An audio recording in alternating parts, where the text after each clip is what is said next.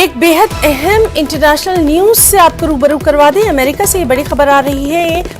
Lorry से 40 लाशें बरामद की गई हैं। 16 को अस्पताल मुंतकिल किया गया है।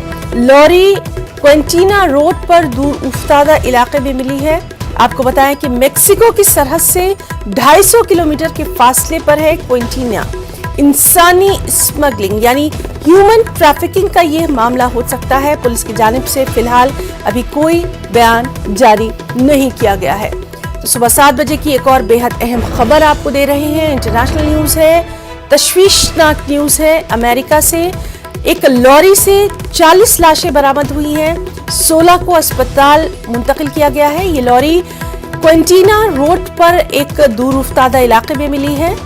मेक्सिको की जो सरहद है उससे 250 किलोमीटर के फासले पर है क्वेंटीना। ये इंसानी स्मगलिंग का मामला हो सकता है।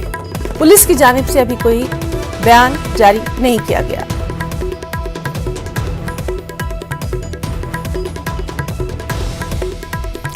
तो नाज़रीन, जिस तरह से लगातार हम आपको बता रहे हैं कि अमेरिका से ये बड़ी खबर आई है। मेक्सिको सरहद से 250 किलोमीटर के फासले पर क्वेंटीना रोड पर एक लॉरी से 40 लाशें बरामद की गई। 16 को अस्पताल मुंतकिल किया गया। इंसानी स्मगलिंग का ये मामला लग रहा है। पुलिस की जानिब से फिलहाल कोई बयान जारी नहीं किया गया है।